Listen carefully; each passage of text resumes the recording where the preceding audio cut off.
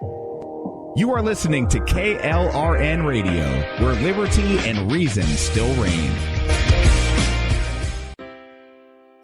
Most writers and radio show hosts know that to connect with your fans, you need to do more than just write books or record the latest podcasts. There are many different elements that go into forming an online platform, but there are also many hidden traps. To make matters worse, solid advice on how to survive the muddy waters is scarce. In the book Hidden Traps, I talk about some of the important issues of working with an online platform, highlighting traps that could put your physical or internet security at risk or be harmful to your reputation.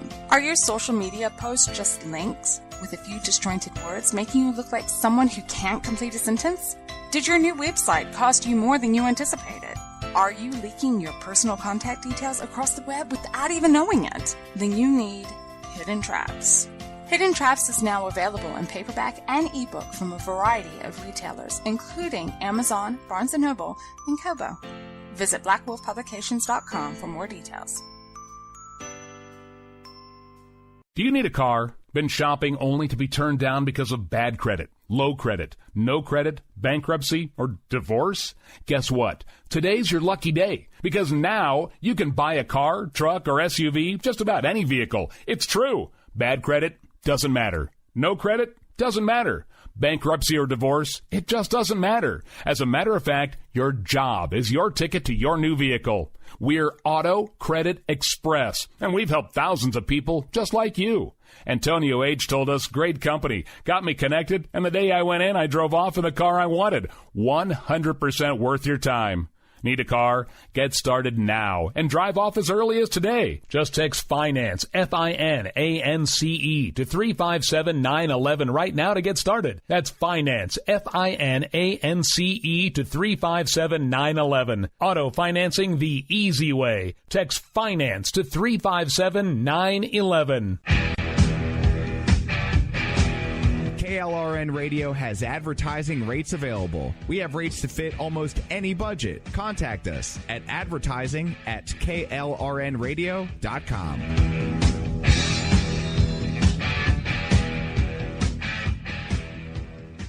Everyone loves liberty. Our rights come from God, not the government. So why are you letting other people tell you what's best for your health care? Exercise your freedom with Liberty Health Share. Liberty Health Share is a community of people who voluntarily share one another's medical costs. Liberty Health Share is founded on the idea that most people truly want to help one another. Healthcare sharing allows members to do just that as a true community that supports one another in times of need. Liberty believes people should make decisions for themselves and their families. Members are able to take back the freedom to make their own decisions about their health care. Freedom from guilt or doubt about how your money is used. You have the freedom to direct your health care, not to be dictated to by bureaucrats. Stop letting others tell you what to do and join a community of like-minded people. Exercise your freedom. Join Liberty Health Share and take back the control of your health care while helping those around you. Call Liberty at 855-58-LIBERTY. Again, that's 855-58-LIBERTY for more information, or you can check them out at libertyhealthshare.org. Again, that's libertyhealthshare.org.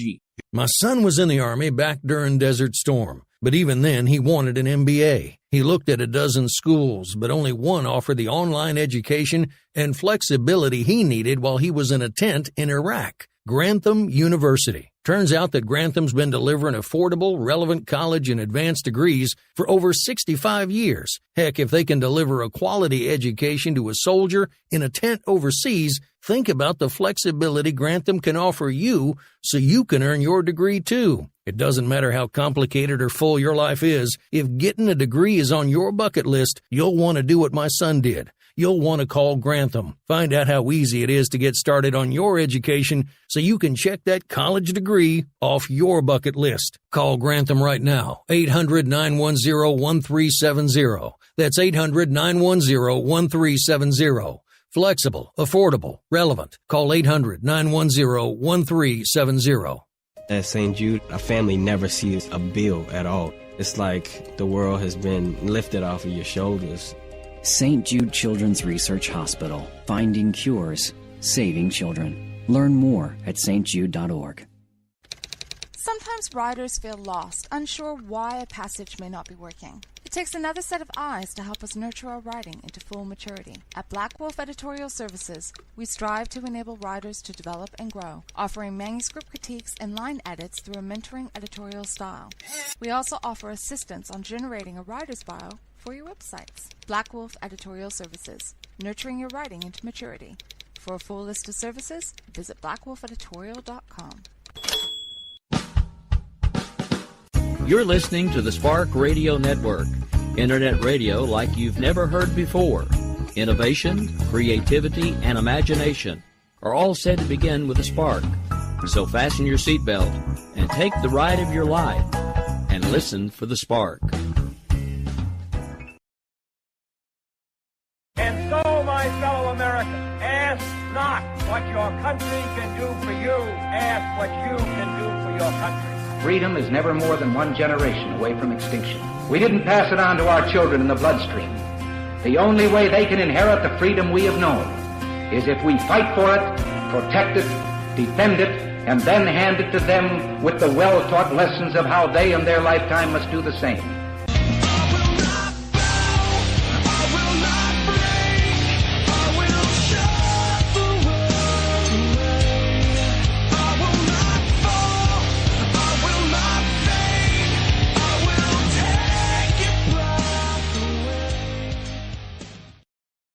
Good evening, ladies and gentlemen. Happy Friday Eve. That's right, we've got one more day for the work week for everybody that's working for the weekend. I am one half of the crew, Mr. Rick Robbins, and she's the other half, Miss Jen Homestead, and you are listening to the Jen and Rick Show, live radio on KLRNradio.com, where liberty and reason still reign.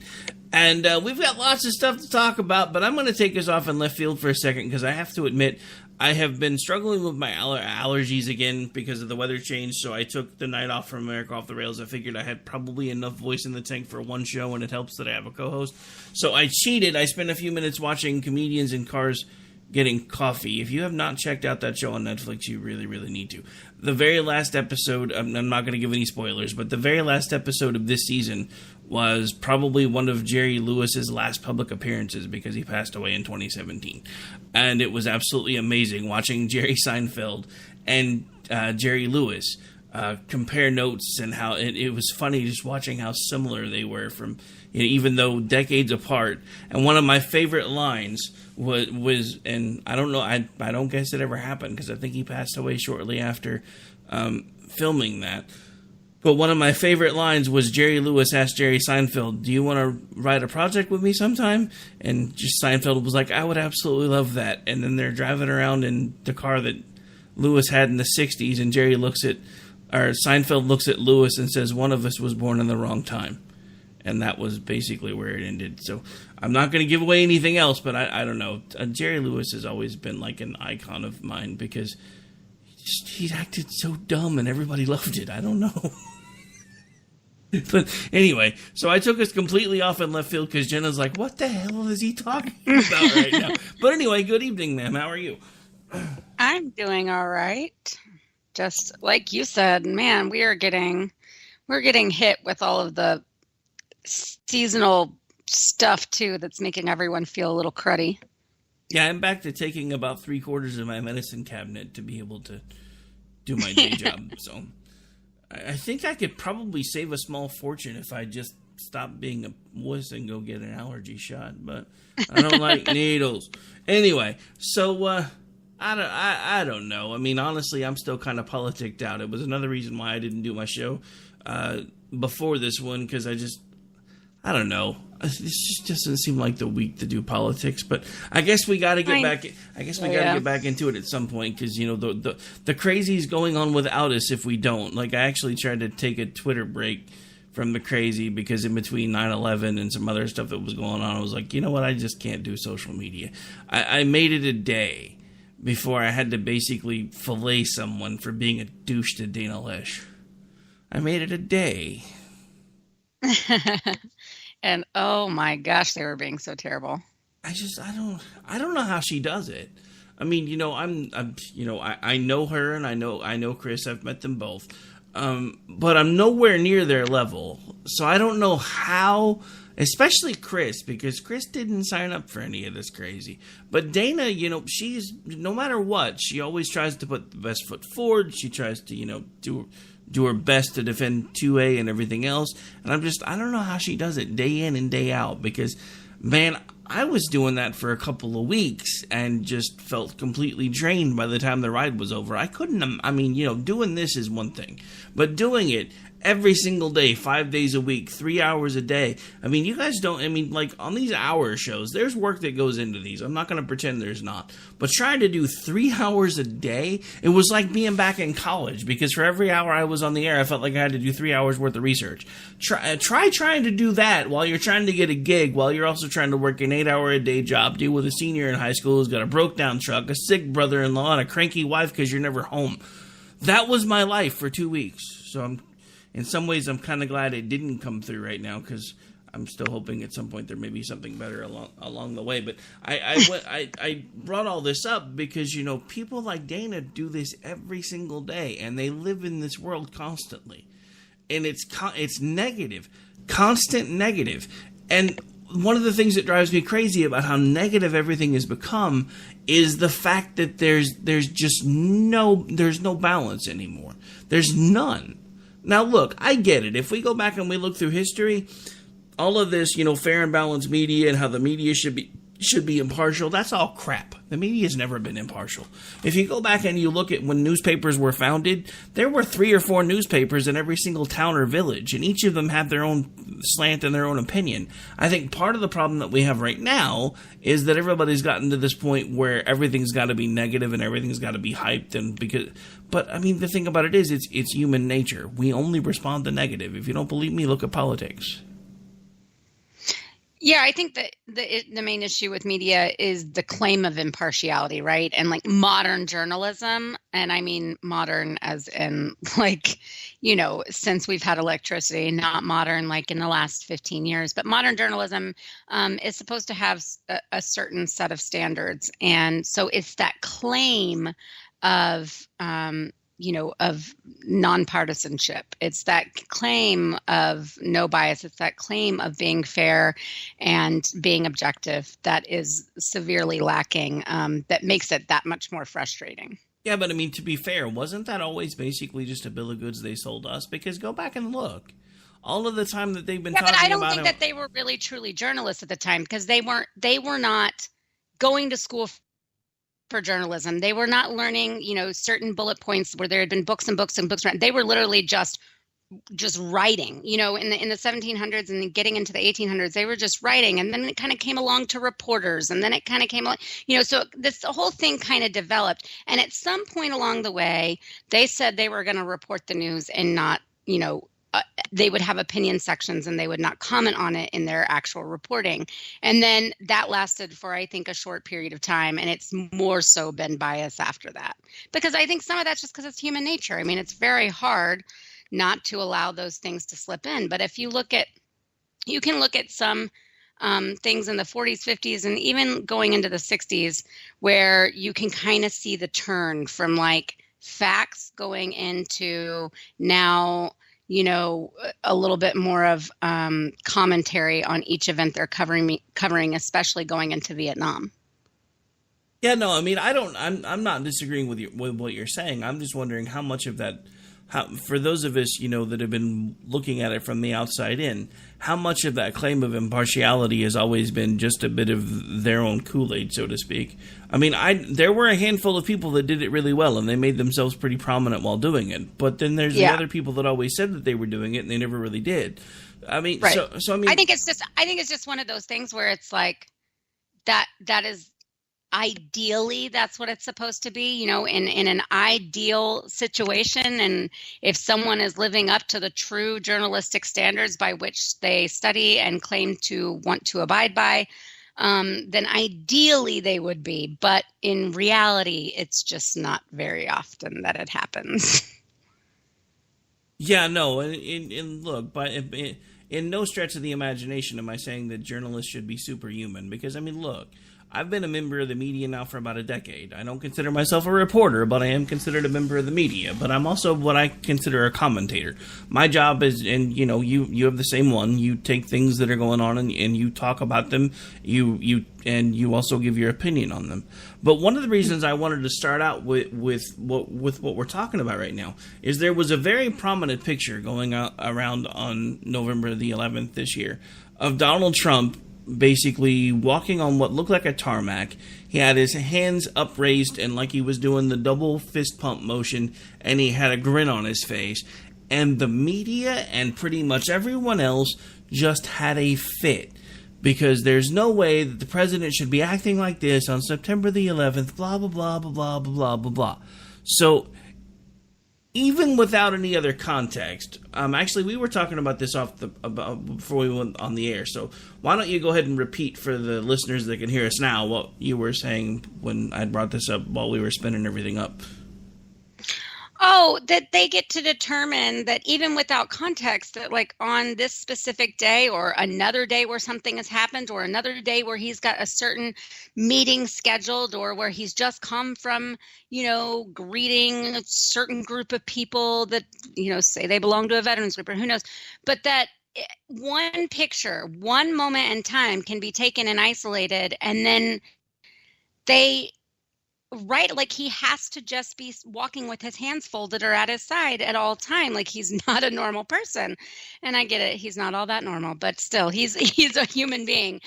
And I just think that it's kind of ridiculous that whether it's 9/11 or whether it's any other day, that picture would be taken not knowing at all why it was he was fist pumping or looking happy or saying yes or whatever it was, and would automatically be assumed that it was because he was inappropriately celebrating on 9/11. I mean, it's just kind of silly. I laughed on 9/11.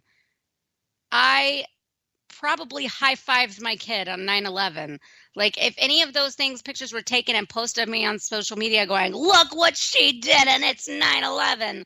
Like, burn them at the stake. It's just so silly, I thought. But also, like you said, because there was greater context, and that greater context ends up being so awesome. Yeah, so the thing about it is, to steal a line from the late, great Paul Harvey, now we know the rest of the story, because there was more to the story. So Donald Trump, in that picture that was snapped, he was walking towards a child who was meeting the president for the first time and was very excited. So if you see there's a couple of different pictures that were taken, but of course they picked, there was like 4 in total, but the media picked the one that made him look the worst. So you can see, if you look at the pictures together, he's walking towards him, he's got the fist pumps going on, he's got the excited face, and then you can see him kind of moving his hands forward like he's about to hug somebody, and then you see him hugging the child. Now, the only reason I bring this up is, look, guys, I'm not asking you to treat this president any differently than you've treated any other president.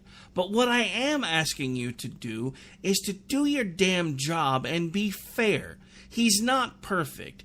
There are days that I wish he would never pick up his phone. There are days that I wish he would never go near a microphone.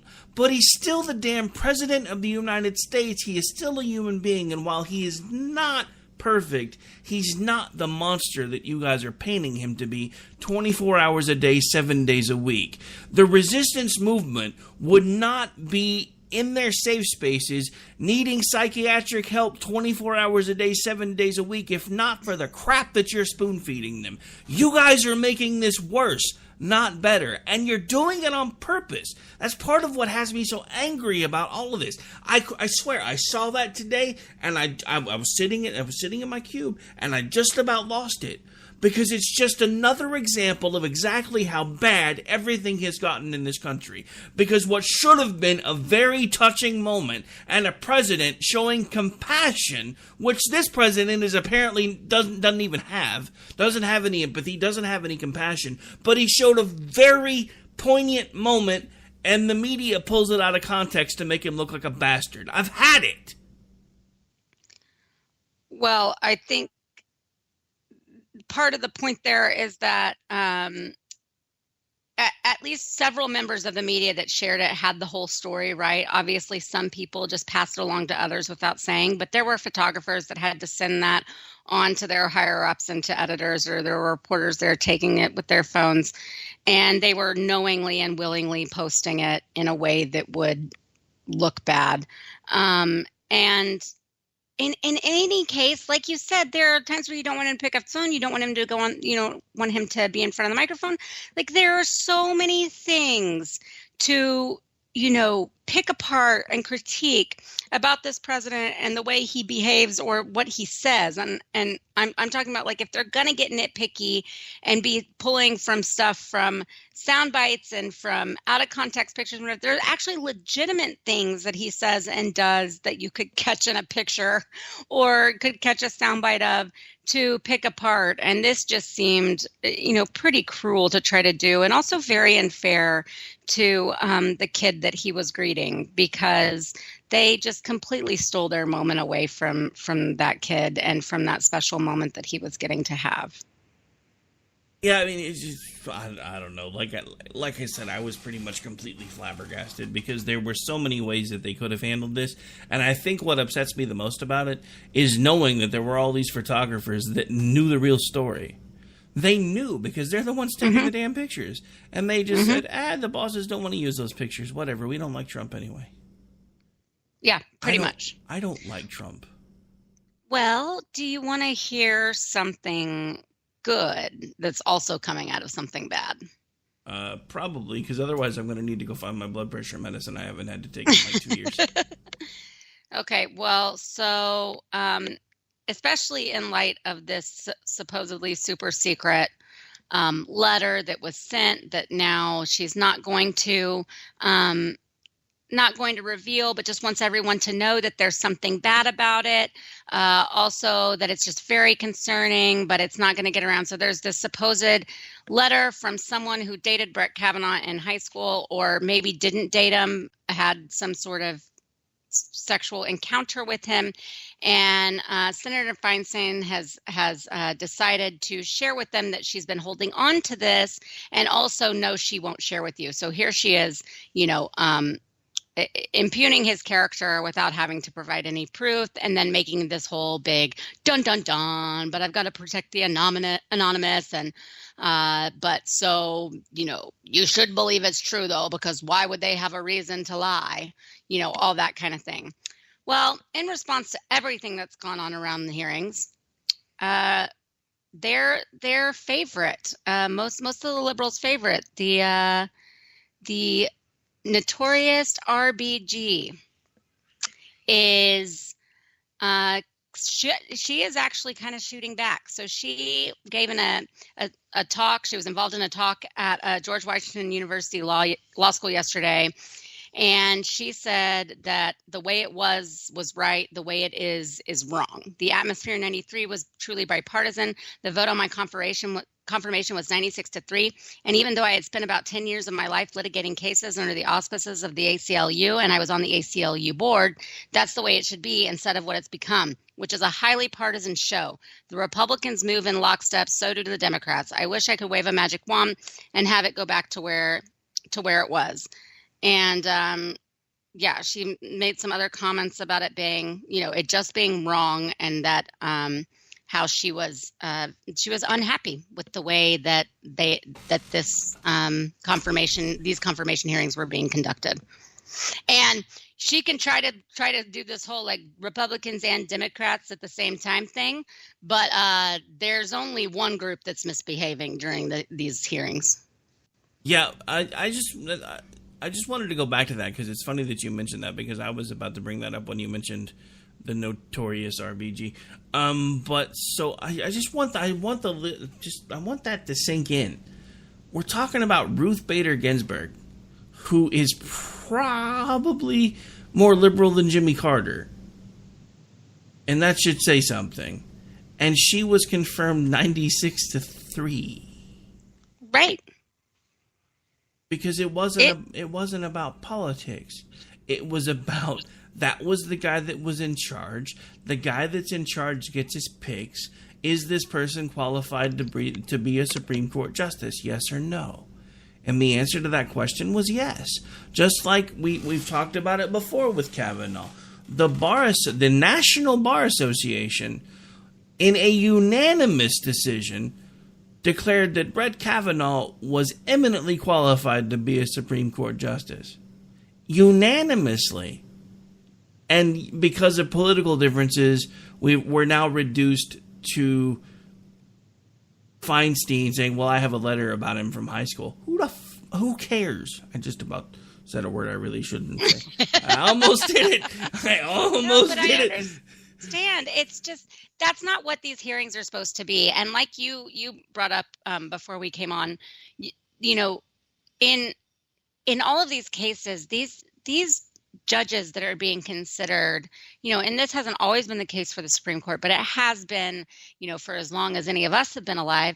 All of these judges have usually already been through some sort of confirmation hearing at some sort of other level, even if they left to go do something else, like she's at ACLU.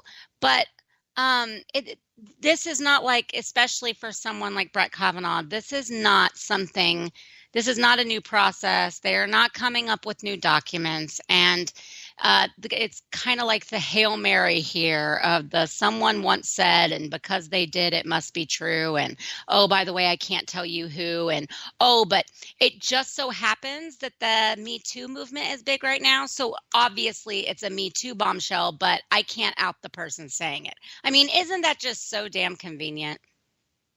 Well, yeah, it's really convenient. I mean, especially now that she's, the whole thing about it is she puts it out there, right? And then she's like, oh, never mind. I want to protect the anonymity of the person that made me aware of this. I'm over it. That's something else that is completely driving me crazy. It is, I've never been through journalism school, but I know plenty of people that have been through journalism school. And I remember back when I started helming the Free Press OK blog, and I had brought in people that actually had done that type of stuff before because I was trying to learn from them because, like I said, I hadn't done journalism school. So one of the first things that was drilled into me as the chief editor at that point was every story has to have at least two sources and one that wants to be able to go on the record. Every story. You would need at least two separate sources, and you can use an unnamed source to corroborate a named source, but you have to have at least one named source. That's a basic tenet of journalism that's gone. Right. Well, and just in any case, I mean, that just makes it so easy for someone to say, I've had friends do this before. I've had coworkers do it before. People that go, well, I heard blah, blah, blah, blah, blah, but I can't tell you because I wouldn't, I'm not going to betray who told me. I don't want to betray their trust. Well, that's fine if that's like you ask them something point blank and they're like, no, I can't tell you because they've entrusted this info to me and it's really not my place to say. It's a totally different thing when you raise your hand in the middle of class and go, well, I know a secret about so-and-so, but I can't tell you because Julie would get mad and I told her she could trust me. That's a totally different thing. Yeah. And I mean, do people not understand that? Like, it's one thing to be like, okay, hey, what's going on? Are you okay? Blah, blah, blah. No, I'm fine. Just dealing with a lot. And some of it I can't tell you because it involves someone else and they've trusted me not to say anything. Okay, that's fine. But people fall back on, in our politics, obviously fall back on in this whole like, well, I can say this and it can start to get you wondering, and then it can create a little bit of an uproar. And then especially if I, imply that it reflects very badly on someone, and then I can say, oh, but too bad, so sorry, I can't do it. But I had to have a press conference about it because I just wanted you to know. I just wanted you to know the thing that you can't know, that you can't ask me about, but I wanted you to know that it's there so that maybe I can swing this thing a little bit, and this person will be looked upon badly. And the worst which is just BS. And the worst part about it is it's not going to really do anything because, the thing about it is, thanks to Harry Reid, there's not much the Democrats can do. And the thing about it is, they're not even talking about that. I heard somebody the other day talking about how the Republicans should go back and put in the 60-vote rule. Why? Because, and look, bear with me, folks. I get it. It's the way things have always been. But I also want to rewind to something else that we were just talking about. You could have a 60-vote majority to appoint a Supreme Court justice once upon a time because it was only about their qualifications, not their supposed politics. Again, RBG, 96-3. The confirmation for her beat the 60 vote threshold by 36 votes. So I don't think we need a 60 vote threshold for that anymore, because if we have that, it's going to be no different than taxes in Oklahoma. In Oklahoma, for you to get a tax passed, you have to get 70% of the House to vote on it. It's even more than the 60% that we're griping about now. It's like trying to get 61 state members of the state house to agree that the sky is blue. It doesn't happen. Because if one of them's a Democrat, I don't care if the sky is actually blue or Republican says it is, so I'm saying it's purple. That's the crap we're dealing with. And it's happening everywhere. So no, we don't need a 60-vote majority for this crap anymore because it's unsustainable. If we left it at that, as much as I didn't want Harry Reid to do it, and I told everybody, this is not a good idea, they're going to regret that we've done it, it actually makes sense because we don't have any way to get back to the point where it's about qualifications, because now it's about politics and secret letters from high school. Secret letters. I mean, good Lord. If good thing I'm not running for office, I'd love to see the things they dug out of my high school yearbook. I mean, I almost didn't get captain of my dance team because of, high school letters and rumors. So imagine running for president. I mean, seriously, though, is this what we've reduced ourselves to? People are catty, let me tell you. I mean, well, yeah, don't even get me started with there's a bit of inside stuff going on that I promised people I wouldn't talk about. But yeah, so I understand. But yeah, at the same time, I'm just like, I don't get it. I don't get it. This is what we've reduced ourselves to. A member of the Senate is like, nah, I have a secret letter about Kavanaugh, and it's really, really bad, but you can't see it. What the hell? I know. I want to go back to a time in the world where Rod Serling was not standing in my peripheral vision screaming, "Welcome to the Twilight Zone." Never going back. You ever watch that old, well, you're probably a little too young, but you remember the old show Sliders? No. Yeah, I figured. So anyway, premise of the show was, I'm going to get nerdy for a second. Orty should probably be here for this part, but I think Orty forgot about us tonight because I haven't seen him yet. Anyway, Einstein-Rosenberg bridge basically is a theory that, say for example, we were talking about how you and I started doing the show about 3 years ago. By that theory, there's an alternate Earth where you said, "No, I'm not doing a show with your crazy ass." And then multiple infinite variables based on decisions that you've made throughout your life. I honestly feel like at some point somebody turned on a switch and I just automatically keep jumping into weirder and weirder versions of reality as I go, because it's just things just don't make sense anymore. And that was kind of the premise to that show. The very first jump that he ever did, it was close enough that he didn't realize at first that he was in a parallel universe, but he's driving to school, right?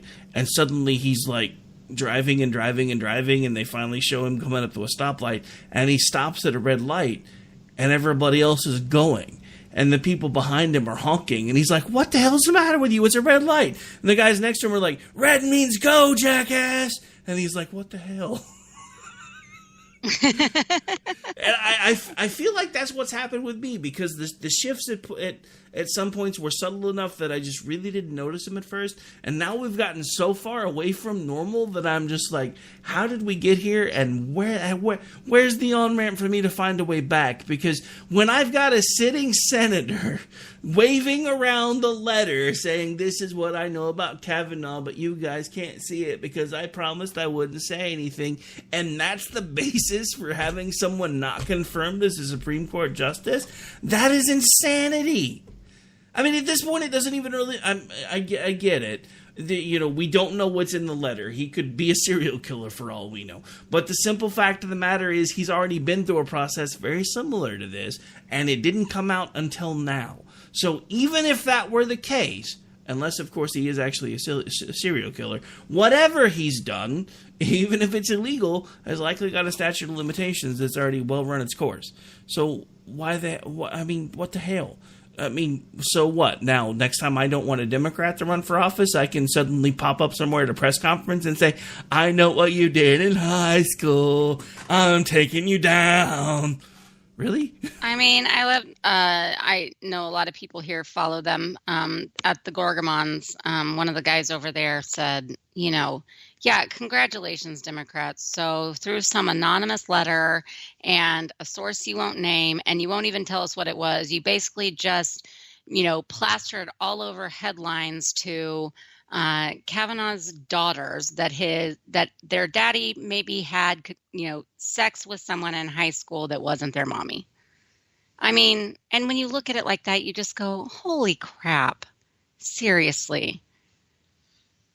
I mean, seriously though, this is what passes as news now. I mean, I'm not. Well, it's what passes as concern, and I'm sorry if it was really something so disturbing and so concerning that she felt the need to bring it up. Then she would either convince the source to go public, or there would be other people to corroborate the story. I just have a hard time believing that there's any validity to this whatsoever. So we've got to take a break, but I want to put this last thought in this before we come back and hopefully change topics before I really do have to go find my blood pressure medicine. But I just, the thing about this is, in the world that we live in today, if there was anything to the validity of this story, something would have already broken somewhere else. I'm just being honest. Yeah, that's what it seems like to me too. Because, and I am not one that I really don't like to just. I don't like to poo-poo all anonymous, because there is stuff that happens and there are very good reasons for staying that way. And I don't poo-poo all last minute kind of outrageous stories that come out, because, again, those things can happen, and they have happened a lot more in the last 5 years, and they've been true than we probably ever really thought. But this just seems like a Hail Mary, and it seems like a way to dirty the mud, to even more than it already is, and just sling some over it and to just go across his good name. And I think that that's just shameful. All right, well, we're going to take a break. We'll be right back. This is Jen and Rick. We'll see you in a bit.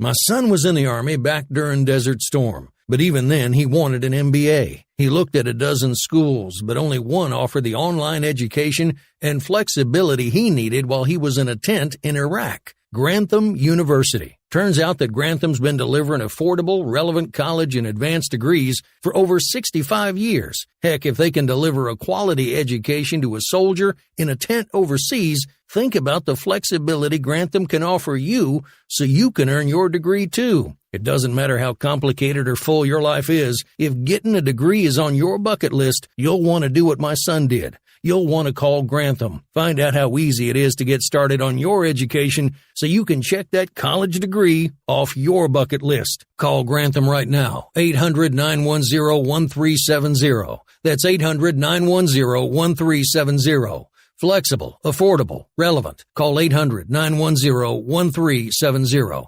Tired of paying outrageous prices for Viagra? Well, we have great news for you. Now you can finally get Viagra at huge discounts. Healthy Man allows you to save up to $500 on Viagra. Why pay U.S. pharmacy prices of $15 per pill or more when you can get Viagra for less than $3 a pill? Call today and get 40 Viagra pills for only $99. This can cost as much as $600 at your local pharmacy. You can't afford not to call us. If you want Viagra at the lowest prices, never pay $15 $3 a pill pharmacy prices again. Get Viagra for less than $3 a pill. Call 1-800-516-7602 today and save up to $500 and get 40 pills for just $99. Healthy Man is fast, easy, and affordable. Operators are waiting at 1-800-516-7602 to take your call right now. Call 1-800-516-7602. That's 1-800-516-7602. Again, 1-800-516-7602. Attention business owners and independent contractors. This is a money-saving message from Tax Mediation Services. If your business owes $20,000 or more in taxes, we can help you today, right now. Listen, dealing with the IRS is no picnic. It's an intimidating and extremely stressful process, and you don't want to go it alone. Our attorneys know every law, every tax break, and every possible opportunity to help you resolve and reduce your tax debt. And if you owe more than $20,000, you may be at the top of their hit list. So don't take your tax debt lightly, because it will not go away on its own. The IRS can seize your bank accounts, your home, and even shut down your business. Call our tax experts today at 1-800-783-0810 and let us deal with the IRS while you focus on your business. That's 1-800-783-0810. Again, that's 800-783-0810. I'm not ready to end the fight. I'm not ready to back down. Through hell, and I don't have time to go round and round and round. It's too late. Welcome back, folks. This is Jen and Nick. We are live right here on KLRNradio.com. If you enjoy the podcast version, you do have the ability to check us out pretty much anywhere else that you can find a podcast. I'll make it easy for you. If you can find one we're not on, shoot me an email at rick@klrnradio.com and I will fix it. Because we are on iTunes, SoundCloud, Stitcher, FM Player, Google Play Music, Spreaker, Spotify, iHeart, and iTunes, and pretty much everywhere else you can think of. I'm still stoked about the Spotify thing. It's kind of cool. Anyway. Yeah, me too. So, what do you want to talk about for the last 19 minutes? Because if we keep talking about Kavanaugh, I'm liable to go nuts. What else is going on? Well, I will say that I've seen a whole lot of this, go vote, kind of get out the vote stuff, which, maybe a lot more than you normally have for like a midterm year. And I've got quite a few friends on Facebook that I noticed are like posting about this, and they're like, how can I convince you to go vote? And how can I convince you how important this is? And who needs help getting to vote? And if you normally can't because of your circumstances and like jobs and stuff, message me because I can help you figure out a way and figure out a way to get around the issue and blah, blah, blah. And then one of them said like hashtag no judgment, but then it was like hashtag make Texas blue. So I was like, really? No judgment? Because I'm pretty sure if I called you and was like, I can't make it to the polls or I need help, but I'm going to vote for Ted Cruz, they would be like, meh, hang up. So I've just seen a lot of this kind of like, I am always glad when people say that they want to participate in the system and that they, are taking kind of actually like looking into it and really like taking it seriously. I like that's part of our, civic privilege and civic duty. And but I feel like there's just a lot of like fake genuine, like, there's a lot of fakeness going around about it, about like pretending to be genuine, that they just care about people voting. They don't care about how you vote. And I've seen a lot of it on Twitter too, a lot of it from celebrities and stuff. So it just seems like it's another one of those ways where they're trying to like manipulate you, and then they hope they can talk to you and they can convince you to vote the way that they want you to. And it really isn't only about getting out the vote. Like, remember when there was always rock the vote? That was really about electing Barack Obama. That wasn't really about go vote even if you're voting Republican. I mean, they didn't ever say that, but it was really pushing Democratic candidates. Yeah, no, and that's the thing. Look, and we're beating the hell out of the blue, but it's the same on the red side for the most part. I mean, we have our own echo chambers. We have our own people that we prefer to gravitate to, and we when people start talking about voting for blue, we're like, what the hell's the matter with you? The thing that I'm trying to figure out how to fix, because it's one of the reasons that I started doing all of this in the first place. I still firmly believe that we have the fringes on both sides, and the rest of us are kind of in the middle, kind of either leaning a little bit left or maybe a little bit right, but not as far as the crazies. But the problem that I'm finding, and I think social media is amplifying this fact, is the crazies have the loudest voices. Whether it's on social media or whatever, I mean, they're the ones that are getting the most attention. That's like I saw some polls. Actually, I heard about some polls through Chad Alexander, where some Republicans were asking, basic questions about what other Republicans felt was the makeup of the Democratic Party. They asked them how much they felt was a percentage for the Democratic Party in Oklahoma of the LGBT community. Their answer was anywhere from 30 to 36%. In reality, it's 6%. Part of the problem that we have is the smallest number of people are the ones that are the loudest and getting the most attention. And we've gotten to the point where the parties that are supposedly disagreeing with each other, but at the same time supposed to find ways to come together and work together, they don't know anything about each other anymore. Some of the more telling numbers from that same polling information, according to the Democrats, 40% of the Republican Party in Oklahoma makes $200,000 a year or more. It's actually 6%. Actually 5%. That one's always way overshot, though. Anytime that they poll Democrats about, the percentage of Republicans making X amount, they always overshoot it by like 30 or 40%. And in some cases, they think that they said, how many of Republican voters do you think are, this was like 2 weeks ago, that was like, how many of Republican voters do you think are in the top 1%? And in this particular poll, people answered like 54%. Like, they really think they have that much more of the vote. It's because that's what they're led to believe. Uh-huh. I mean, that's absolutely that's like here in my state, all we've been hearing about, because of the tax increases that were just voted in. Everybody's having a cow about that. I want to remind anybody that lives in Oklahoma, this is the first time that there's been a tax increase since the 90s. We haven't raised taxes in this state at all since the 90s. So everybody's having a cow about this, and everybody's got themselves all worked up. Oh, this means Oklahoma's turning blue and blah, blah, blah, blah, blah, blah, blah. They just released the numbers for people changing party affiliations. There are 3,500 less independents that have changed over to Republican. There are 9,000 less Democrats that have changed over to Republican. So in this election cycle alone, we've picked up 12,500 voters that we know of so far from this latest set of numbers in the Republican Party. And I say we because I used to be one and still kind of consider myself one. Half the time I forget I'm actually still a registered libertarian and kind of decided to stay that way.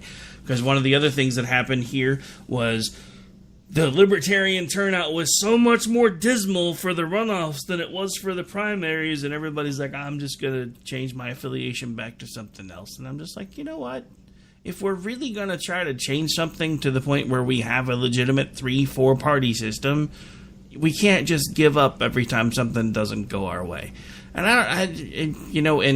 going back to something Dave said when we were sitting in the studio doing Finding Common Ground, which at one point he told me, or a version of Finding Common Ground, which at one point he told me was never going to happen. He said on the air, one of the things I will say about you is you are crazy, but you are one tenacious son of a bitch because you don't ever give up. And I think maybe that's part of it with me because, and I'm not saying this to pat myself on the back or toot my own horn or anything else, but I'm just saying if we're really going to try to find a way to make things better, we can't just give up the first time it sucks. We can't. And we have too many people that are doing that everywhere, on everything. Oh, it's too hard. I quit. Oh, yeah, of course. That's easy. I mean, I don't know.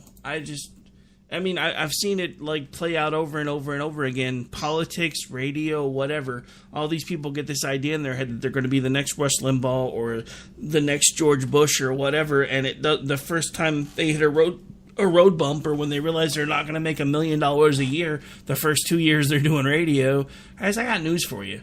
The guys that you're seeing on TV and hearing on radio every day, they didn't start out making whatever they're making now. They put in their knocks for 15, 20, 25 years to even get to the point where they are right now. Some of them even longer. That's like all these artists that are, oh my God, they're making millions of dollars for singing music and going and on stage. You guys don't realize the type of work they put in behind the scenes on that crap. You also don't realize that these new artists that have suddenly made it big, they're not new. They've been doing this crap for decades. You just didn't know who they were. Typically, yes. It's the same thing over and over and over again, because all we ever see is the end result. The end result looks easy. That's like the first time. That's like when I was working at Convergys, and I used to watch, and I used to, be one of the guys that was on the phones all the time, and I would see the managers up at their desks laughing and joking and everything else, and I'm like, here I am over here dealing with these cranky people, and y'all are having a party. But it's because I didn't see all the stuff that they did behind the scenes when they weren't at their desks for 10 or 15 minutes having fun. When I promoted to management at Convergys to get everything done that I had to get done, I would come in at 11 o'clock in the morning to cover my shift that I was on duty for from like 11 to 8. And I wouldn't leave sometimes till 1, 2 in the morning, because there were so many things that had to get done that I still had to take care of my team. So and that's the thing nobody sees. They don't see the hours that you put in behind the scenes. They don't see all the work that it takes to get it done. All they see is, well, you've got something I want, and I'm going to find a way to do it the way you do it. And then when you explain to them, it's not going to happen overnight, and you're going to have to put a lot of work into it. 6 months later, oh, I'm done. Yeah, but this all starts very early, right? And we see it, more and more with like parents not wanting to pressure their kids and not wanting to make them do things. And I get that to a certain extent, but when you have signed up for something and you've committed to it, then you see out that commitment unless there is some reason, very, very good reason why you can no longer do it. For instance, you shatter your leg so you can't play soccer the rest of the season. But you know what? If you're really wanting to teach them something, they still, after they deal with, the immediate recovery, while their leg is in a cast, they still go and they cheer on, they still go to practice, they take notes, they help the coach, they do whatever else, because you have made a commitment to something like that, and you're not going to just fall off from it. Holding people accountable for their grades, holding people accountable for their chores, holding them accountable for whatever it is, whatever you decide to kind of go with in your lifestyle and disciplinary route. When you let kids over and over and over just go, oh, well, I don't like the teacher, or, well, I had a bad week, so I don't want to do it anymore. And they just constantly are allowed to just jump from one, it's kind of that something shiny and never happy and never able to form any sort of discipline for something and form a bond for something and commitment for something. That can start really young. And I'm not saying every single person needs to grow up with like such a committed thing as I did with ballet or like my sister did with gymnastics. But I think that there are a lot of other, kind of clubs and teams and things that you can do. And then just follow through. And following through is such a big deal. And following through well and giving your best and being there and for what your word is, for what you said you do, and following through with that is just so much more important than I think a lot of people realize. And that starts very, very young. Yeah, and I think that's a big part of it. Is it does start really, really young. I mean, the thing, I guess, I keep drawing back to parallels of things that have happened to me in my own life. But, one of the things that kind of hit me the hardest when I was a young father, because let's face it, I'm not a young father anymore. But when I was, one of the things that hit me the hardest was I think I was doing something, and my oldest, who was 3 at the time maybe, I don't even remember where we were in the house, and I was working on something, and I dropped something on my foot, and before I realized it, I shouted out, "Oh, spit!" But yeah, not that word. And all of a sudden, I hear this little 3-year-old voice behind me, "Oh, spit!" And I'm like, "Oh, this is not good. I need to start watching my mouth around little ears." We've all been there. But yeah, so it was just that one moment where I realized that, it isn't just about what you sit down and talk to your kids about that teaches them. They're learning everything from you like a sponge, and they soak it all in. And a lot of people don't realize this, from like the age of 2 until like 6, they're learning millions and millions and millions and quadrillions of bits of what would be accountable to quadrillions of bits of information if you look at it in computer perspective every single year, because their brain is like a sponge at that age. I think that's why things stop working that well as you get older, because my brain isn't a sponge anymore. It's more like the sponge on the sink that you got to, it's really, really hard. You're like trying to get the water back in it. It's just not working. But yeah, so, it's just one of those things where you got to realize your kids are learning every single day. They're learning from you. They're learning from everything around them. And if you're showing them that you don't care, they're just as likely to grow up to not care.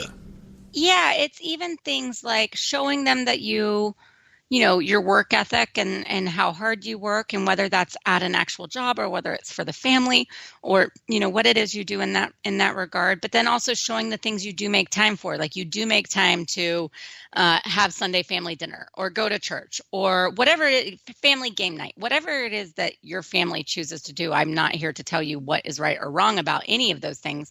I just mean when they see that you're also like making time for them or helping with them with homework, or being able to make,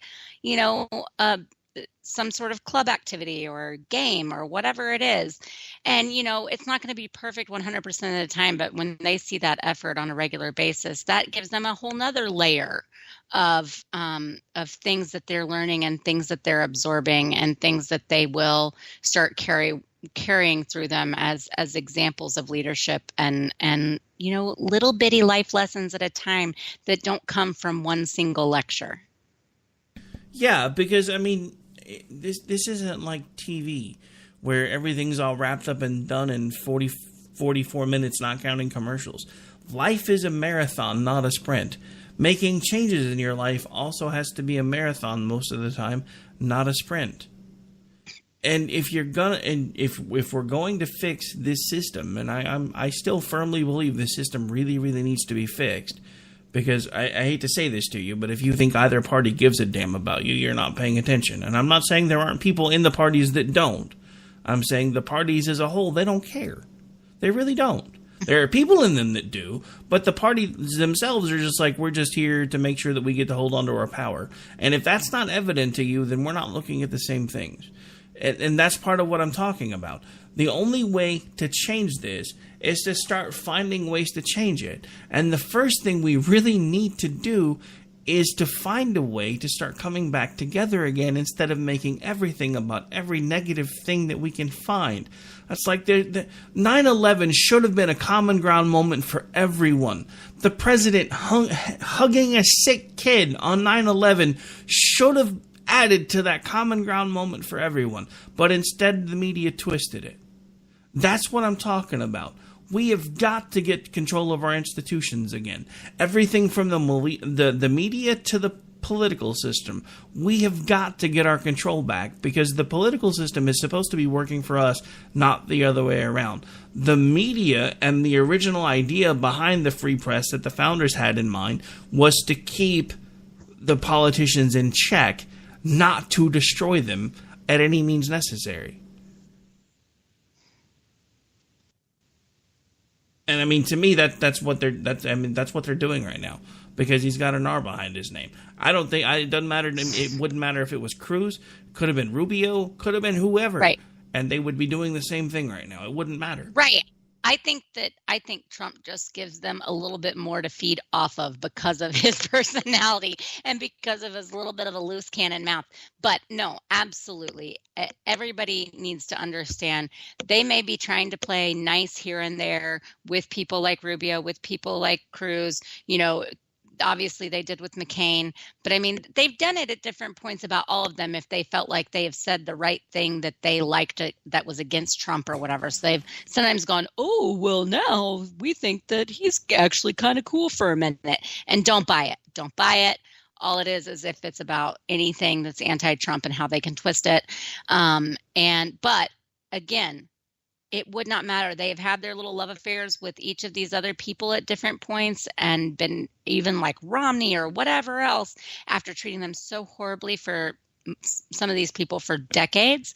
And they would treat them just as terribly in the White House. They just might not give them as many sound bites to use. That's really the only difference here. Yeah, but they would treat them very different. They would not treat them any differently. Yeah, I mean, if you'll notice, let's not forget, going back to McCain, in 2008, the Democrats and the media were painting him as, all the things that they're saying, the right was saying about him now. So, and that was what seemed disingenuous to me, is everybody looking at, look at how nice the media is being to McCain, blah, blah, blah, blah, blah. It's because he's dead. Well, yeah. He's not a threat anymore, so he's dead. That's why they're being nice by now. The way, is not really that far off of real life. I don't know. There were a couple people that I was kind of watching some of the commentary going on, and I was going, I don't know about y'all, but I asked one person that was just kind of going on and on and on, and I just said, how many funerals have you been to? And I know that this woman, based on her following me for quite a long time and whatever, she's in her 50s. She's got 2 grandchildren. So she should have been to quite a few by now, right? Yeah. And she said, well, I've only been to a couple, and only because I had to. I don't really do funerals. And I was like, okay, gotcha. Well, then you're kind of speaking out of turn here. And she was like, what do you mean? And I was like, every funeral I've ever been to, even for people that weren't like the most awesome, wonderful of human beings, but were decent people that lived their lives and tried to get through how best they knew how. And they had family that loved them and friends that loved them and whatever, are painted like freaking angels. It is usually every now and then there's one of those where someone gets up and speaks and they're like, let's just be real here. He was kind of a jerk, or he did this or that, or she, was not always like on the up and up about blah, blah, blah. But for the most part, everyone takes the very best of people's lives and every very best of their qualities and then over exaggerates them and kind of paints this very, other human, like just kind of like inhuman, actually, like supernatural, wonderful version of this person's self. So that is actually kind of normal. The difference here is that it was put on a grand national, if not international scale, and was covered by actual media doing the same thing, as opposed to just the aunts and uncles and the friends and the cousins and the moms. Yeah, no. I think that was part of it too, because I actually had a similar experience with somebody, because I was finally like, look, dude, have you been to a funeral before? He's and like, they always paint them in the most wonderful life. They're always the most amazing and wonderful human that ever walked the earth, with the most kind soul that would have done anything for anybody ever. It's like, also, that bitch still owed me $40, but whatevs. It just sometimes happens where you're sitting there and you're looking around and you're going, are we talking about the same person? Not because I didn't love them and not because they didn't have their good qualities, but like, sometimes the commentary is just not quite on point. It's just a little weird. All right, so we're back around to actually, we're well past the top of the hour, and I haven't heard from Jess yet, so as far as I know, she's planning on doing a show, so we should probably get out of here. Why don't you remind folks where it is that they can hang out with you when you're not on the radio hanging out with me? Yes, come find me on Twitter at jholmstead, and then Misfits Politics on Twitter at Misfits Politics, and misfitspolitics.com. And then tomorrow is our weekly Misfit Mischief. So if you've got nothing else to do on a Friday night while you're hanging out listening to Dan and Rick, assuming they're going to do their show, we will be, but it may be piddle around with us. Yeah, we're planning on it, but it may be a few minutes late. It's a home game, but my son still doesn't have a truck, which means I have to hang around and pick him up. Ah, gotcha. Well, either way, even if you do listen to them, it's hard for them to do because they're hosting it. But even if you do listen to them, it's still pretty easy to piddle around with us on Twitter while you're listening to them. So come on and check it out and have some fun. Yes. All right, folks, we're going to get out of here. We'll see you tomorrow night for Robinson and Wright. As far as I know, Jess's POV should be up next, but she may have already thought we were running her off for the night, so who knows. We'll see you guys. I'll see you guys tomorrow night. Take care. God bless. It's too late to turn back now. You know I wouldn't if I could. 'Cause I'm proud as hell. I can't bring myself to do what it is